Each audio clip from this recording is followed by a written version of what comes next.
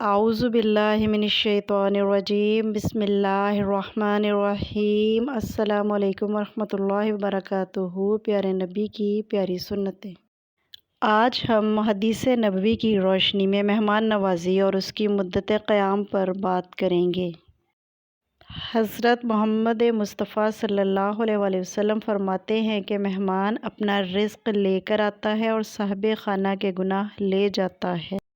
مہمان نوازی کے نبوی اصول۔ حضرت ابو ہریرہ رضی اللہ تعالیٰ عنہ فرماتے ہیں کہ آپ صلی اللہ علیہ وآلہ وسلم نے ارشاد فرمایا، اپنے مہمان کا استقبال دروازے سے باہر نکل کر کرو اور رخصت کے وقت گھر کے دروازے تک پہنچایا کرو۔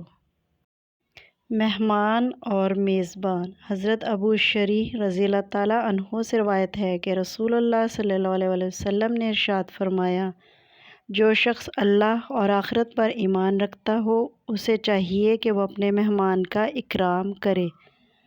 مہمان کی خصوصی مدت ضیافت 1 دن اور 1 رات تک ہے اور عمومی ضیافت 3 دن اور 3 راتیں ہیں۔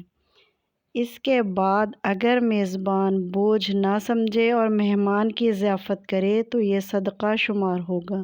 مہمان کو چاہیے کہ وہ اپنے میزبان کے پاس اتنے دن نہ ٹھہرے کہ وہ تنگ پڑنے لگے۔ مہمان کے لیے سنتیں۔ مہمان کہیں جانا چاہتا ہو تو اپنے میزبان کو آمد و رفت اور کھانے کے متعلق بتا کر جائے۔ مہمان کو چاہیے کہ فرمائش نہ کرے، دسترخوان پر موجود تمام کھانوں سے تھوڑا تھوڑا ضرور کھائے۔ کھانے کے وقت مہمان اور میزبان دونوں خوشگوار باتیں کریں، نہ کہ ناراضگی والی باتیں۔ اگر کسی نے جان بوجھ کر آپ کی مہمان نوازی نہ کی ہو اور وہ آپ کے گھر آ جائے تو بھی اس کی مہمان نوازی ضرور کریں۔